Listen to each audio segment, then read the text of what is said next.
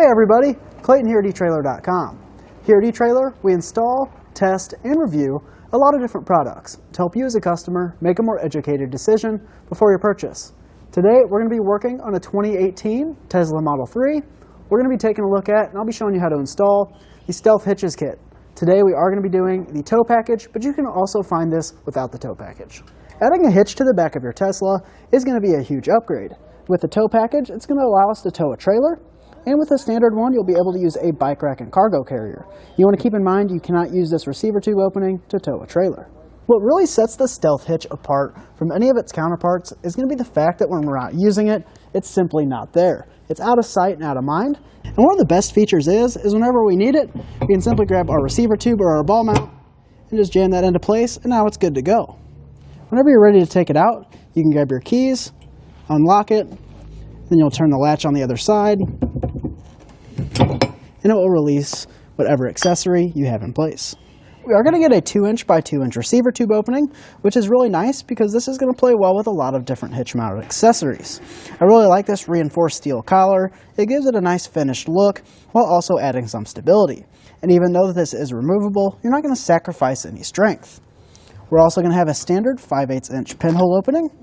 You want to keep in mind, a pin and clip are not included, but you can find one here at eTrailer.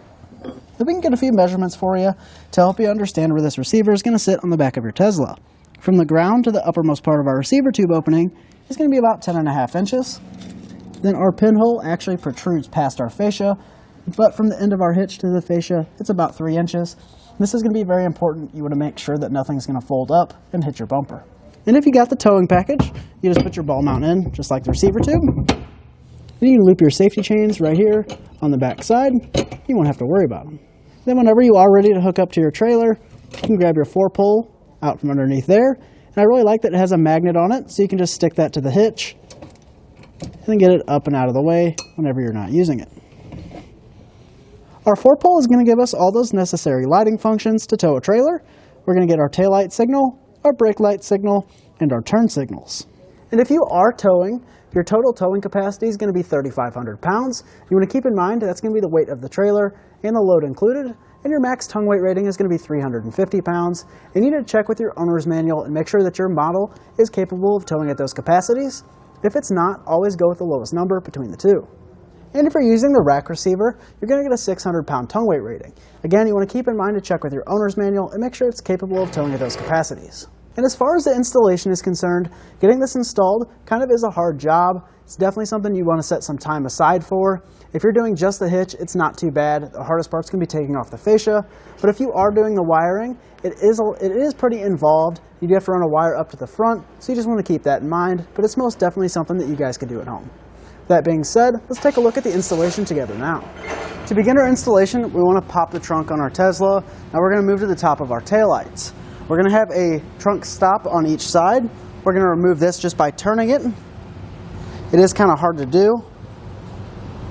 And if you're having trouble turning this, you can grab an adjustable wrench, tighten it down to that size, and then give it a turn. It is kind of hard to do it by hand if I'm being honest. Once you get this off, you'll repeat that same process on the other side.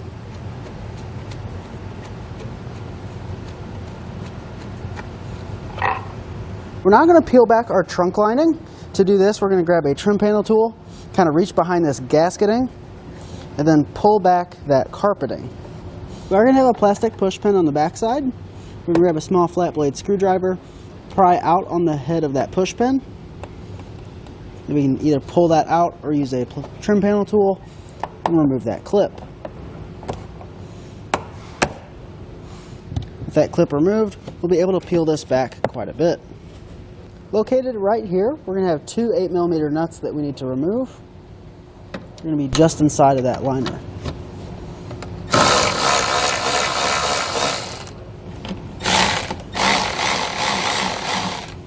Then we want to follow our wiring harness up to our taillight. There's going to be a tab right here. We're going to push in on that tab and pull out on the plug. Just like that.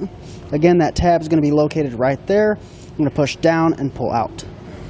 Then we want to wiggle our tail lamp assembly and carefully work it out of place. Just like so.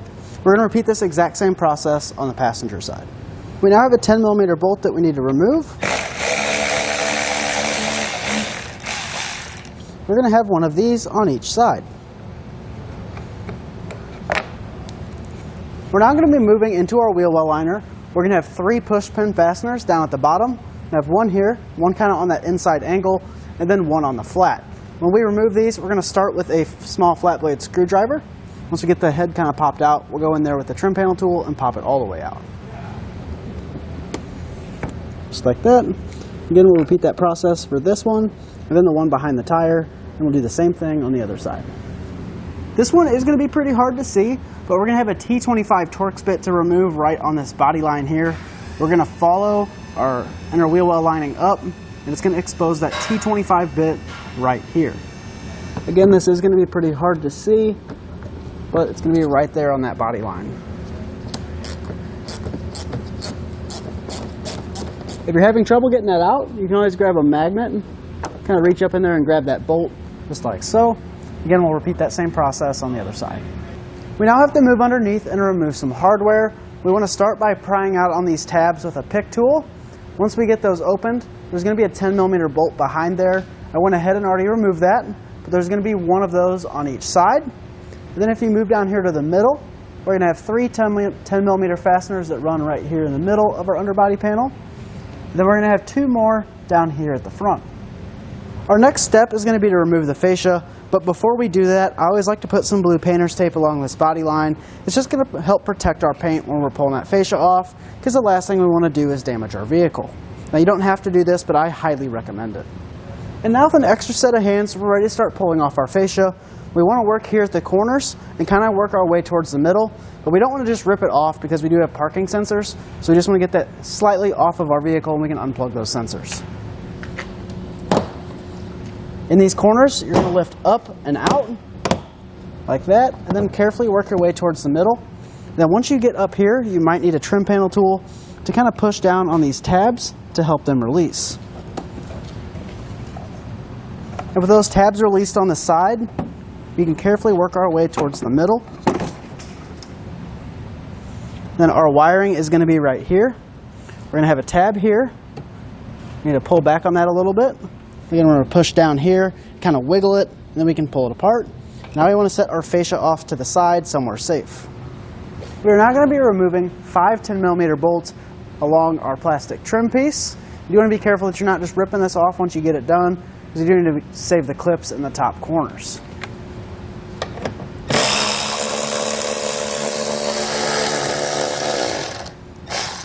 And once you get to this sensor, we're not going to be removing this one, but we're going to be removing the one next to it.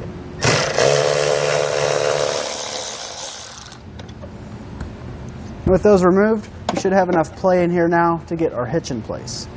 And along our bumper beam here at the ends, we're going to have 3 15mm nuts that we need to remove.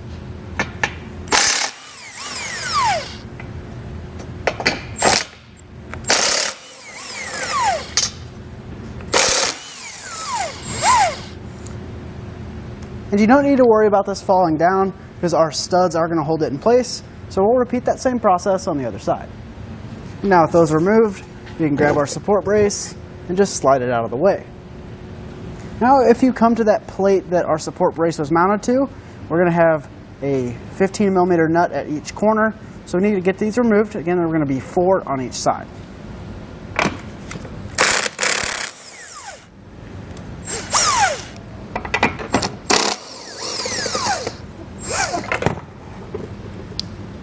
Then with those removed, you can just slide this out of the way, and we'll do this on both sides. We want to make sure to save those factory nuts.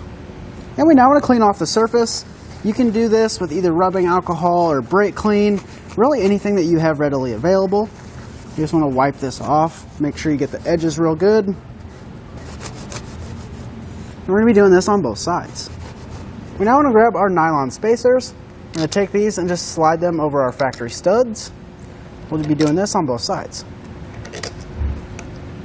We now want to grab our hitch. I went ahead and just put one bolt loosely in here, that way our plastic support brace is being held up. And then we can just grab our hitch, lift it up into position, and line it up with our studs on each side. Now the hitch is pretty light, so I doubt that you'll need an extra set of hands. On our two outside studs on each side, we're going to be reinstalling those factory bolts that we removed.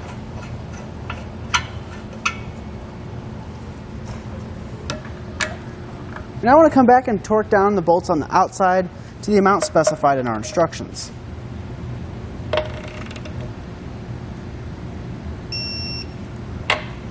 We're now ready to add our center section.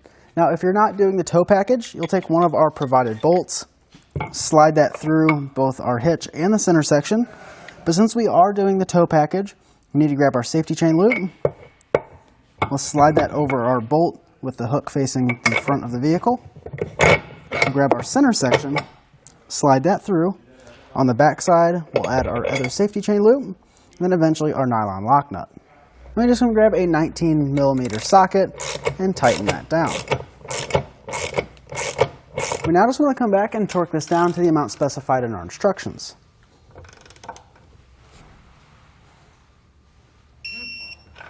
We now want to grab our left side bracket. We're going to grab one of our bolts, slide our metal flat washer over it. I'm going to take this and slide it through that opening in our bracket. We'll take our nylon spacer, slide it through there. This whole thing is going to go over our bumper beam. And we just want to drop our flange nut in and get it started. If you're having trouble, you can reach through the side to get it started. So we'll just run that down to where it's flush, and we'll repeat that same process for our two remaining bolts here on the back and the three on the other side. Now I'm going to grab our whole assembly. We want to make sure to leave these loose so we can get everything aligned properly. And then we're going to lift these up and line it up with the tabs, with the studs I should say, on our factory bumper beam and our hitch.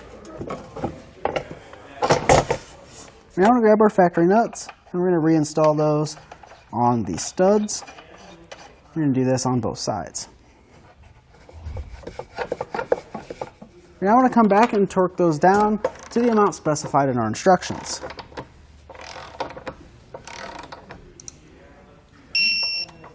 Now I want to come back and torque down those nuts and bolts inside of our bumper beam.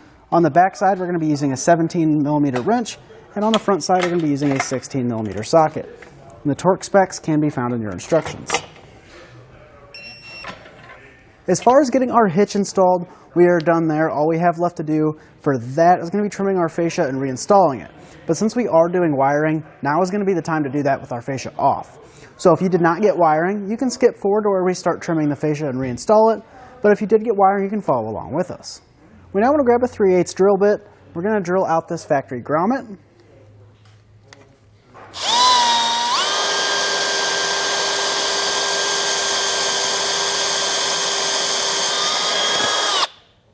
If your grommet does pop out, that's not a big deal.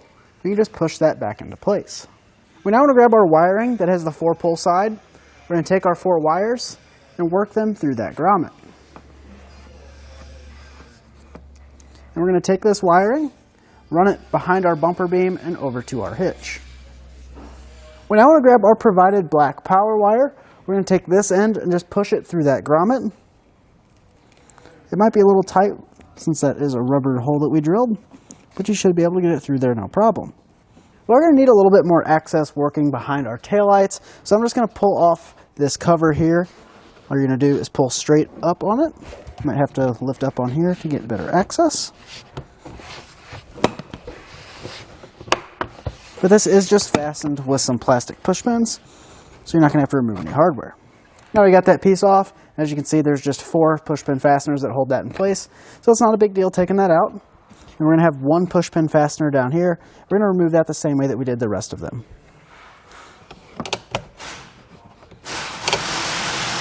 And as you can see, here's where our wires come out. We now want to grab our module with all of our wiring. As you can see, there's 4 wires that already have butt connectors crimped on there. And this is actually what we're going to be attaching to those 4 wires that we ran in. We're going to attach the brown wire to the brown wire, white to white, yellow to yellow, and green to green. It's kind of tight down here, so I'll go ahead and do it, and then we'll pick up with you after. And if you're having trouble making those connections behind your taillight, or inside of your vehicle, I should say, you can actually pull all those wires out of that grommet. You just want to make sure you leave the grommet on this side. So as you can see, brown to brown, yellow to yellow, green to green, white to white. Then we're going to take that power wire that we ran in and connect it to the black wire on our harness. Now I just want to take all this and push it back into our vehicle.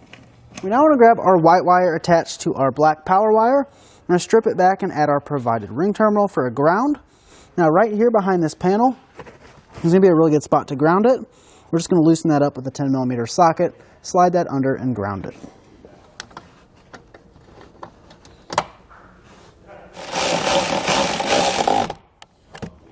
So now we have our 4 wires coming off of our module. We need to figure out where they go, but our brown and our green wire are going to stay on the passenger side. Our yellow wire is going to get run over to the driver's side underneath our carpeting, and our red wire is not going to be used. So we need to get in here and strip back our wire loom on our wiring. I went ahead and already did that. We're going to be using our yellow and our red wire. Our green wire, which is going to be our stop and turn, is going to get connected to that red wire. And our taillight wiring, which is that brown wire, is going to get connected to our yellow wire. Now our kit is going to come with quick splices, so we're going to go ahead and do that, and then I'll explain to you the process since it is a little tight right here. This is what the finished product is going to look like. We're going to take that red wire, slide it through one of the openings in our spade connector. Same thing with the green wire, and then using channel locks, we'll crimp down on that to lock it in place. We'll repeat that same process for our yellow and brown. We'll just squeeze that with those channel locks and lock it in place.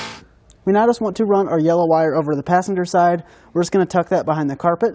I'll go ahead and do it, then I'll show you the route I took. Our yellow wire is going to be right here.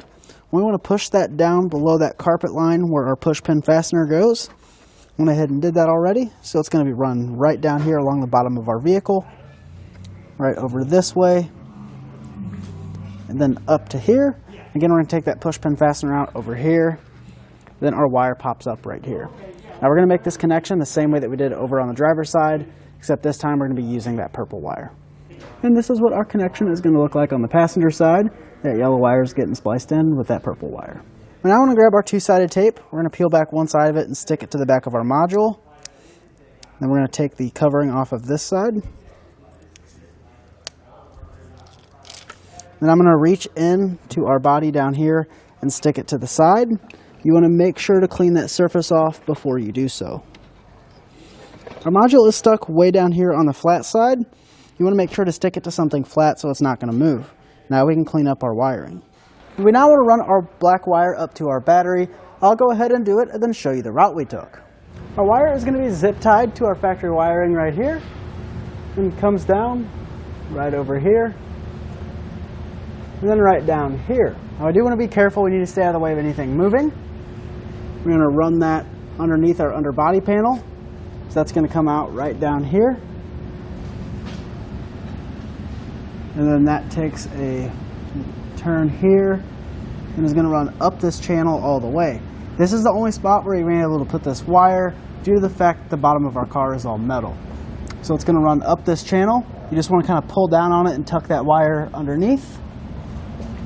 It's going to run all the way up this way.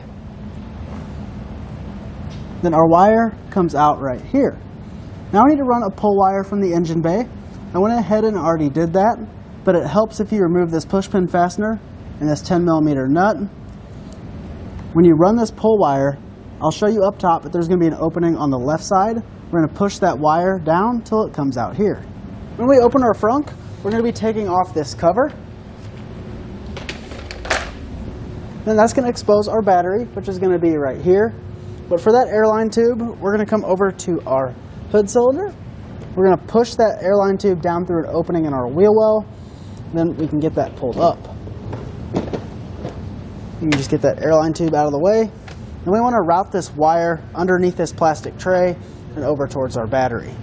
We will need to remove our intake cover. We'll just use a trim panel tool to do so. We'll pry that up and out of the way. And here's going to be our positive post. So we can just route this wire over behind everything, and I'll just zip tie it to this factory line. And then I'm going to cut back our wiring. Grab our wire strippers. We'll strip back the end. And then we can grab our provided fuse holder. You want to make sure to pull the fuse out before you start doing this. We're going to slide that onto our butt connector. And we'll crimp that down. I always like to give it a little tug and make sure it's nice and secure. And since this is not a heat shrink connector, We will want to add some electrical tape. If you don't have electrical tape, you can find it here at eTrailer. We then want to grab a 10mm socket and remove our positive terminal.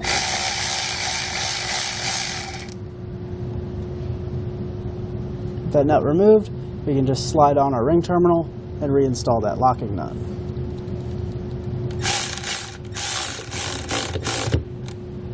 We then want to add our 20-amp fuse provided. Now before we reinstall our fascia, we want to test everything out. We'll start with our brake lights, our running lights, our left turn, and our right turn. We are now ready to trim the hole in our fascia. Our instructions are going to include a diagram. You can cut this out, set it right here on these channels, kind of mark the outside with a paint marker. Now I'm just going to use a Dremel tool with a cutoff wheel to cut this out.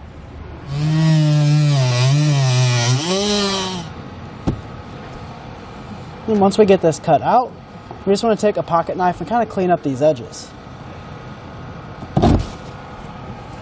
We now want to reinstall everything that we've taken off in the reverse order we took it apart. And with everything reinstalled, we're now ready to hit the road.